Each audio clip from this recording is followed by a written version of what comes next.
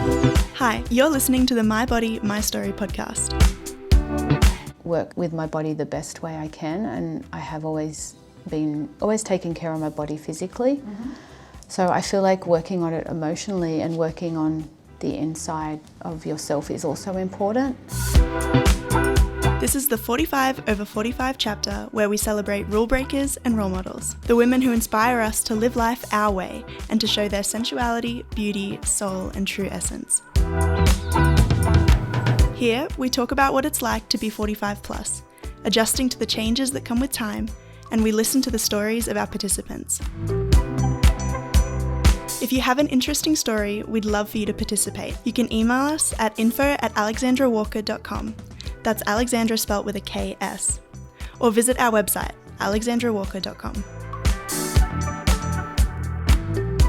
Hello everyone, and welcome to My Body, My Story project. And here with us today, Kelly in the studio.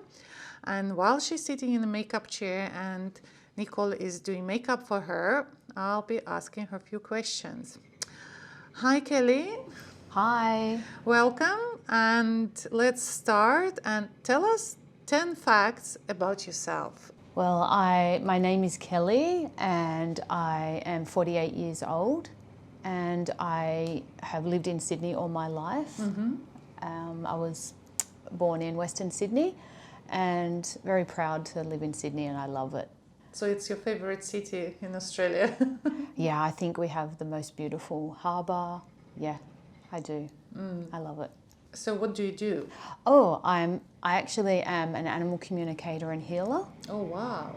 What is this? I talk to animals using energy, so telepathically, and I help them with different issues, like any life stresses that we would, or like a human would go through, the animal does as well. So for instance, if people are moving home or your animal, like the animal is sick, I also passed over animals. Mm-hmm. So I talk to them and help them through that and give them healing as well.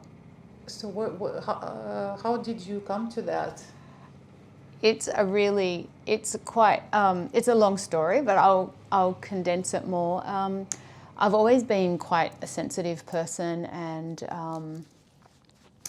very much into animal and human behaviour. Mm-hmm. So just through my spiritual journey and learning more about myself, I studied with a lot of different mentors, and that led me to do animal communication. So I have done psychic development as well. Mm-hmm. Yeah, and animal communication is like the icing on the cake for me. It's like being able to help people. So I have a very, very empathetic and compassionate person. So I love that I'm able to use that with my work. So what animal you work with? I work with all animals. Predominantly it would be cats and dogs, so domestic animals I work with. Mm-hmm. I can talk to any animal, and I have through my journey, but obviously for work and with my clients it is domestic animals, and it would be mainly dogs, cats, horses, have talked to birds, rabbits, guinea pigs. Wow. What was the most exotic animal you communicated with? Oh, through just in the environment and just out in nature. I talk to a lot of birds and even like sea creatures, because I love dolphins, crocodiles. Wow. Yeah. So do you hear them as well, or you just communicate your energy and like how this process looks like? So I actually use all of my senses. So yeah, it's not like hearing like we hear a person's voice as such, but I do hear through like telepathically. So I would maybe hear a sound, like, you know, their voice, but it would be like, you know, just I would hear it, if that makes sense. Yeah, and I do get visuals, so I can see as well. Yeah, that's how they talk to me. And I can also smell and taste. Not as much. Those senses I don't use as much, but I do use them. Yeah. And so seeing, hearing, and feeling as well, as I was going to say. So I often feel how they feel, because I am an empath myself. So it's something that as a child I just did automatically and learnt not to take it on. But obviously with work I do that, and then I'm able to clear it out. So are you a dog person or cat person? It's an interesting question, and I feel like I don't have a favourite out of both. I just love them all so much equally. They are different, and then each animal, like each dog and cat, has their own personality as well, because there are a lot of cats that are actually very dog-like. I would say my cat is very dog-like as well. So I love them both equally. I really don't have a favourite, honestly, even through my work. But you own a cat. But I own a cat and a dog, and I've had goats and chickens and ducks, and I've had a lot of mice as a child. So I've had a lot of different animals, and I love them all equally, to be honest. I really can't say I have a favourite out of them. If we go to wild animals, I love birds. So I'm very drawn to birds. So I'd say that would be my favourite wild animal, yeah. So you could have been what is this, ornithologist? What's the name of the person who studies bird, or ornithologist or something? Oh, that's interesting. I don't know actually, but I'll have to look into that. Yeah, I get a lot of messages from birds as well, and signs from spirit and things like that. So for me, it's very much like my spirit animal, which I think is very interesting. So do you work as like it's your own business, or? Yes, it is my own business. So if someone wants to find you and work with you, how they can find you? You have a website? Yes, I have a website, and my business name is Kelly's Animal Communication, and my website would be kellysanimalcommunication.com.au, and all of my services are listed on there, and I'm able to work worldwide actually. I'm not limited to just in person, because I can work through a photo as well. So I do have clients all around the world that I work with, which is amazing. Yeah, I'm very blessed. What countries also you work in? In the Netherlands, the UK, America, New Zealand. Wow! So it's worldwide. Yes, worldwide. Yeah, I'm super blessed to be able to, and I love all of my clients. They're all just amazing. I feel blessed to have them, as well. That's excellent. So, okay, I'm not sure that we still have 10 facts about you. Let's try and explore you a bit more. So, I'll ask you, like, do you have anything on the top of your mind you want to share with us? Yeah, well, I was actually born with congenital glaucoma, so that's an eye condition, and it is quite rare to be born with it. And my mum was quite determined, because she felt something was wrong with me, so she did have to go to several doctors. She actually went to 3, and the third one believed that something was wrong with me, and I had surgery on my eyes at 6 months of age. And I am partially blind in my right eye. It has not changed since I was a child, because I do use like eye drops and get my eyes checked. So that's quite an interesting fact. And then I also work with Glaucoma Australia. I am one of their ambassadors. So I'm very honoured to be able to do that and raise awareness of how important it is to check our eyes. So yeah, that's something that I'm very passionate about, and I feel because of having that condition, I really embrace my life. Even as a small child, I'm very resilient and just embrace, I don't know, just the beauty in life, and to be able to see everything is, I'm just truly blessed to be able to do that. And so talking about being able to see, I'd say my favourite colour is blue, but I also love pink and purple. So yeah, well, I can see it through the dresses you brought. yeah, so yeah, I really, yeah. And not only like with colours with me, well, with everything that I do, it's all about feeling it as well, because I'm a big feeler. So yeah, just everything that I do, I really sit with and feel with my heart, is this what I want to do? Even with the colours of my clothes, yeah, and things that I like to wear. And you mentioned that you're a consistent person, and when we spoke earlier that you Yes. like consistency. I do. I very much love consistency. I love a place for, like, I do like to have a place for everything. So I'm very organised, yes. And my mum will say the same. It's like, it was just innately in me, like to be very organised, even as a small child. Yeah, so.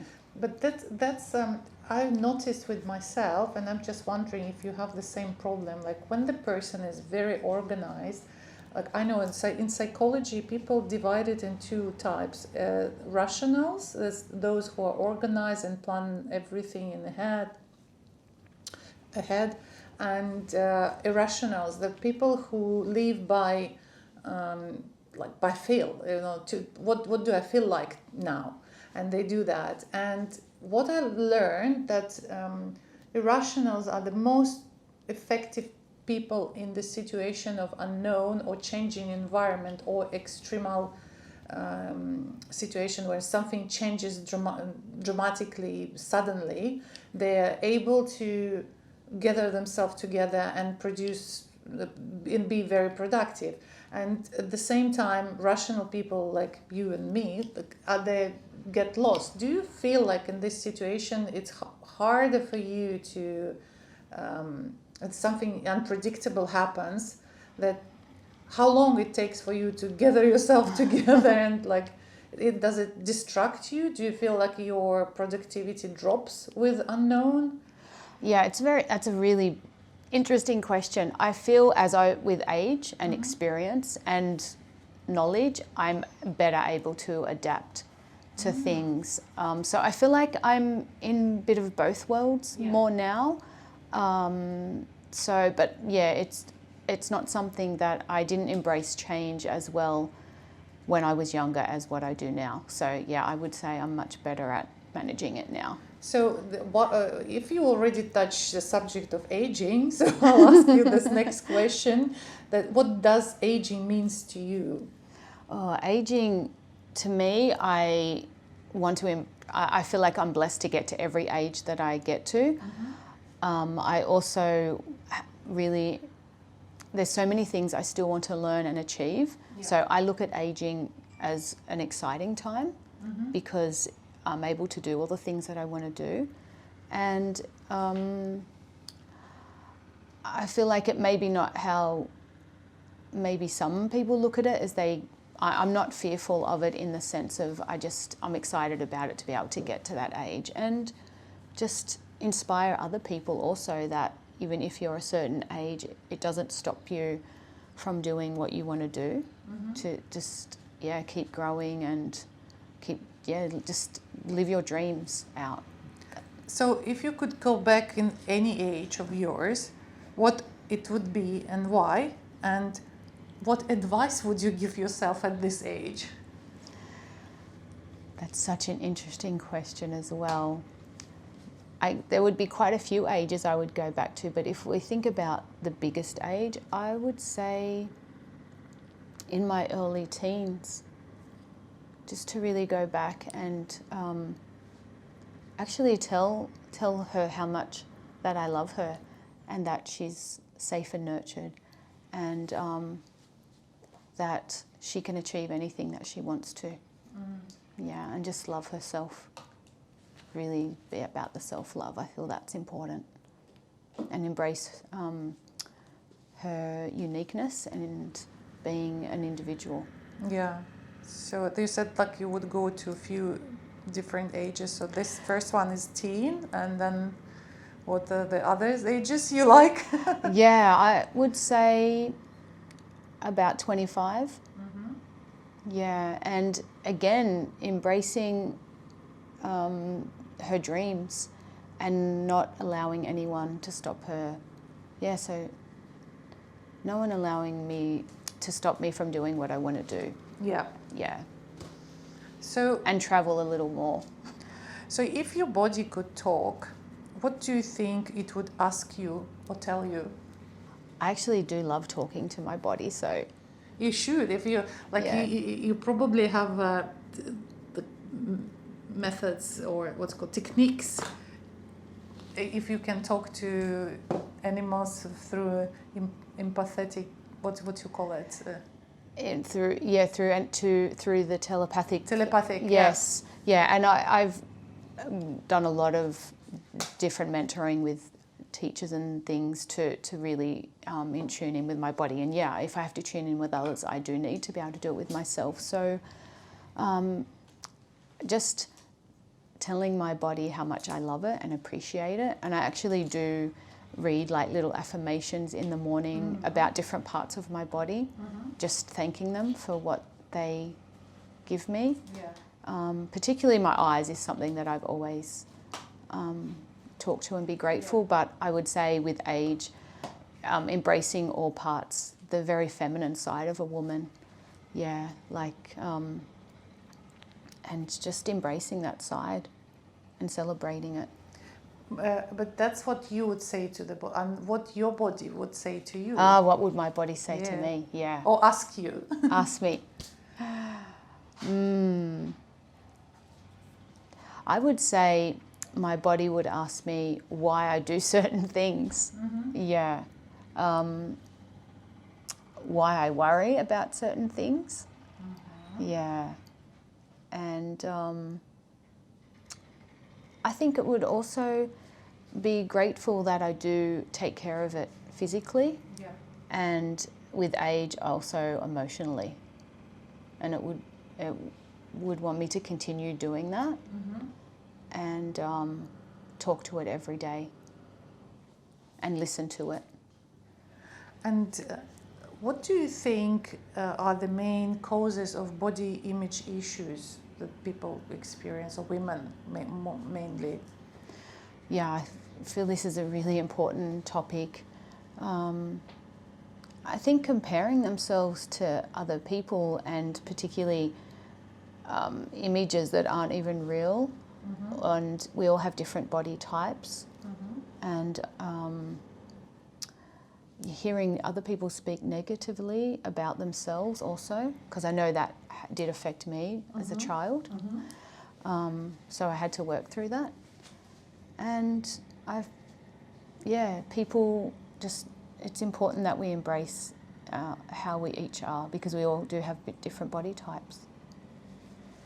And do you believe that negative body image can affect relationships, like any relationship, not Yes. only like partnership, but friendship?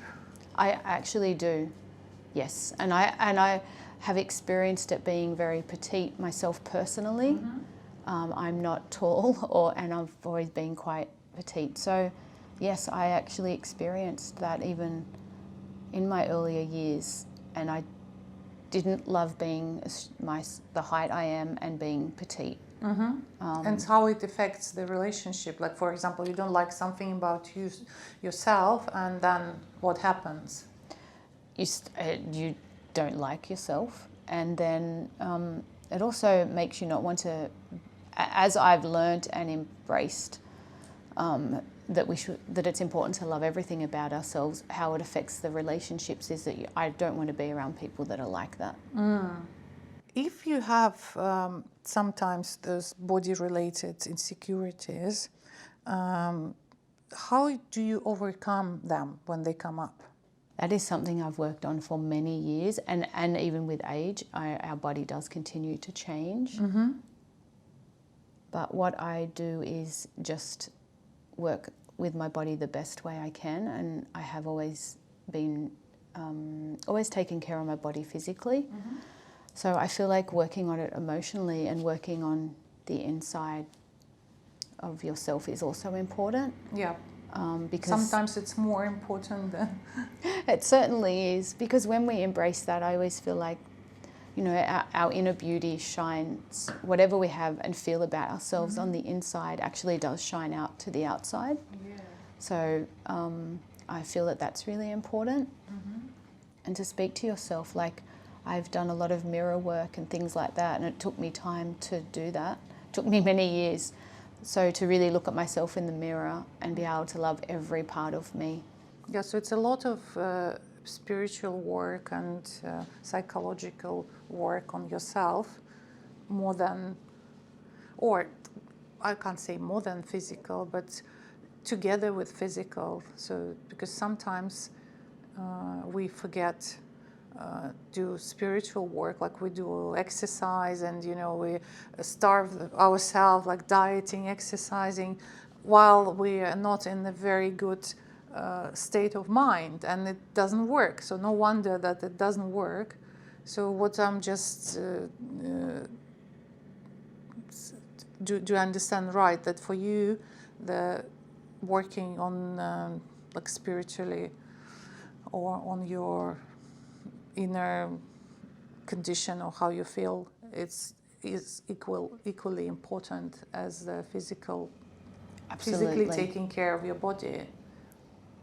Yeah, I absolutely agree with that, and I feel like, and I do all of those, like spiritually, mentally, and emotionally, and physically. All together. Yeah, I feel like they're all important. I do feel like sometimes we may be a little bit more ahead with one. I know, especially because I have worked with a lot of different mentors in certain areas. So then it will be like, okay, I've worked a little bit more on this. I need to go back and make sure that I'm still fitting that in as well. So I do try to fit all of that into and I feel it is important to do all of them.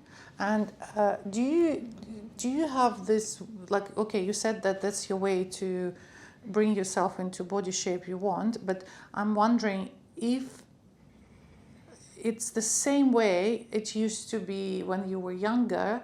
Has it changed? Like, is it the same way you did all your life, or it changed with age? And this is physically? Like the way to bring your body, your state of mind into shape, yeah. Yeah. Physically, I have changed it slightly. I would say I'm very careful about the exercises or what I do with my body more today to less impact it, to keep it for the longevity, because I want to be able to be very physically active until the day that my body, you know, till I leave my physical body here on earth. And so that has evolved, in that way. But I still do some similar things, but yeah, I just make sure that I listen to my body as well. Do you do yoga, or like you go to gym, free weights? Like, I don't know, what's your favorite? I do a mix. Yeah, I have done yoga, but I also belly dance. So that was something that I started on my journey as well, to really embrace my body and my sensuality. Oh, wow. Yeah, so I started doing that 10 years ago. Oh, that's another interesting fact about you. Yes, yeah. We nearly missed. Yeah, it's that was very much, I started to do that too. That was part of my healing journey as well. Oh, and it's such a beautiful practice. Living 13 years in the Middle East, I watch belly dance very often, and I was always wondering, oh my God, how they can move their body, you know, like the way, you know, you have to manage your body, you know, you need to know it to manage this way, and it's so beautiful. So and then I think it's quite physically challenging exercise, maybe in the beginning when you start, and obviously you can release a lot of energy through those movements and you know, express your emotions. Yeah, I really loved being able to learn.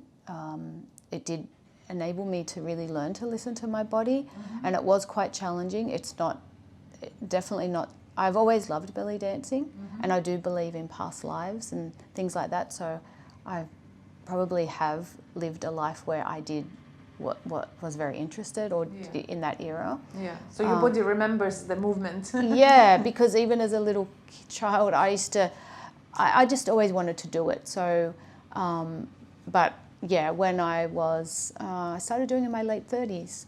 And for me it was because I wanted to learn more about my body, and I had looked into the healing aspect. So a lot of everything that I do is very much about how can it also help me evolve. So it was quite challenging learning some of the movements, and even my teacher, who I'm now friends with today, has said, oh, you were so determined, and I am super determined.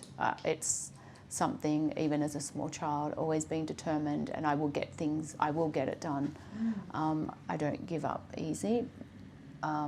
So yeah, I worked very hard to be able to, because it does mean loosening up of the body in certain areas where many women can have a lot of blocks. And so that was also why I wanted to do it, to really work through that feminine and connect with the feminine side. Yeah. Very interesting. And I do weights as well, but I mainly do that at home, and I've always done that. And I did do weights when I was younger as well. And I love walking. I might run a little bit today, but I prefer walking because I feel like it's less impact on my body. Yeah, so I can maintain to do that forever. And yeah, it's very important for me to support my emotions and my mentally as well, to do exercise. So my last question, and I love it because we have so different answers and sometimes they're similar, and it's, what is your favorite quote about being a woman, or saying, or maybe your thought?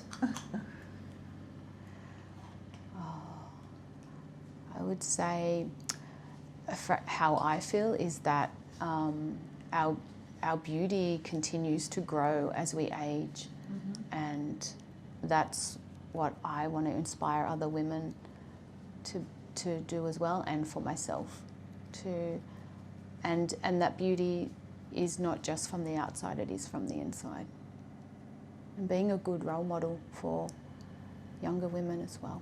Yeah, that's very important. It's super important. Excellent. Thank you, Kelly. Thank you very much for your answers, for sharing your story. And I hope you will enjoy the rest of the day and your photo shoot. And it will be another chapter of your journey. Thank you. I'm so excited and looking forward to it. If you have an interesting story, we'd love for you to participate. You can email us at info@alexandrawalker.com. That's Alexandra spelt with a KS. Or visit our website, alexandrawalker.com.